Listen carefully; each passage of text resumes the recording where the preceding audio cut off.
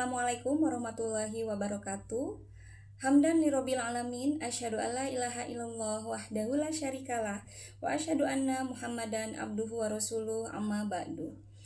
Anak-anakku yang Ibu cintai dan Ibu banggakan, pada kesempatan hari ini Ibu akan menyampaikan sebuah ayat Al-Qur'an, yaitu surat Al-Hasr ayat 19. A'udzubillahi minasyaitonirrajim. Wala takunu kallazina nasullaha fa'ansahum anfusahum ulaika humul fasiqun, yang artinya, dan janganlah kamu seperti orang-orang yang lupa kepada Allah, sehingga Allah menjadikan mereka lupa akan diri sendiri. Mereka itulah orang-orang yang fasik.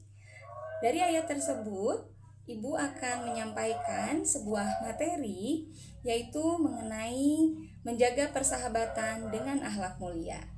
Nah, bagaimana caranya menjaga persahabatan dengan akhlak mulia tersebut? Anak-anakku semuanya, yang pertama adalah pilihlah teman yang baik. Teman yang baik itu teman yang seperti apa? Yang pertama, teman yang baik itu adalah teman yang selalu mengingatkan kita ke dalam hal kebaikan. Contoh, misalnya, teman mengingatkan kita pada saat sudah masuk waktu sholat. Kita lagi main, kita lagi ngobrol, atau aktivitas lainnya. Ketika terdengar azan, maka selaku teman yang baik itu harus saling mengingatkan, yuk kita sholat dulu. Itu contohnya. Lalu selanjutnya, jaga persahabatan dengan akhlak yang mulia. Bagaimana caranya menjaga persahabatan dengan akhlak mulia? Yang pertama adalah kita berusaha untuk kul khairon awliyasmut. Bicaralah yang baik atau diam. Bicara yang sopan, bicara yang jujur, bicara apa adanya. Berkata kepada orang yang lebih tua seperti apa, berkata atau ngobrol dengan orang yang lebih muda juga seperti apa. Kita harus tahu caranya, adabnya, juga bahasa yang kita sampaikan. Lalu selanjutnya, sebagai makhluk sosial, kita harus berusaha menjadi pendengar yang baik, mendengarkan pendapat orang lain. Ada saatnya kita berbicara dan ada saatnya pula kita mendengarkan. Lalu selanjutnya, menjaga persahabatan itu dengan cara membantu teman yang kesulitan. Tuh ya.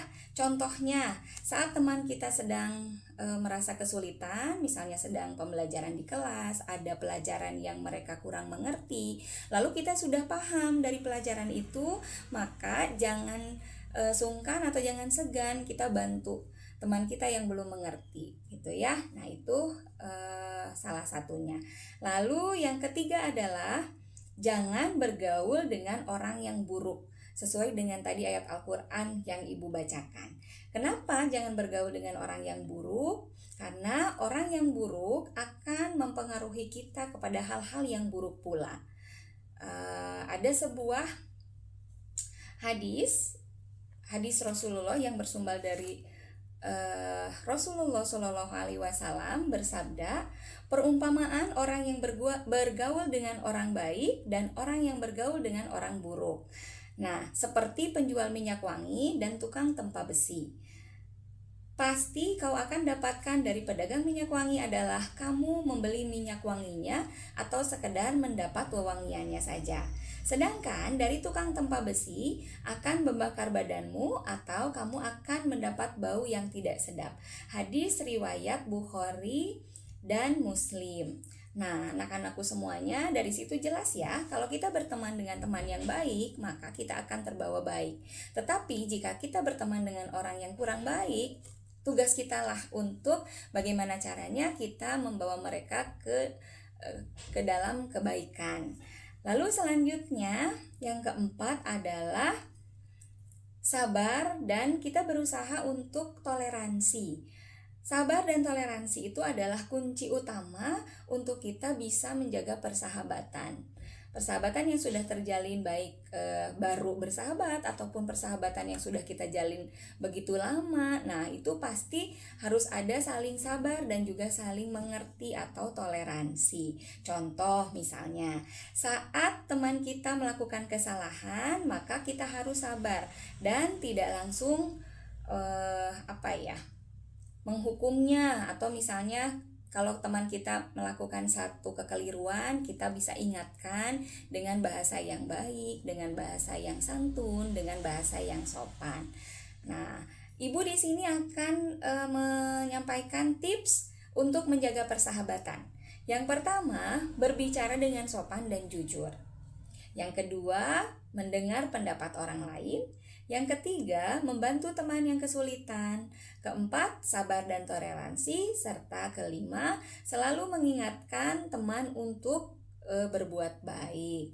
Nah, anak-anakku semuanya, Nabi Muhammad SAW adalah contoh terbaik dalam menjaga persahabatan. Beliau selalu berbuat baik kepada para sahabatnya, diantaranya yaitu Abu Bakar, Umar, Ali, dan yang lainnya.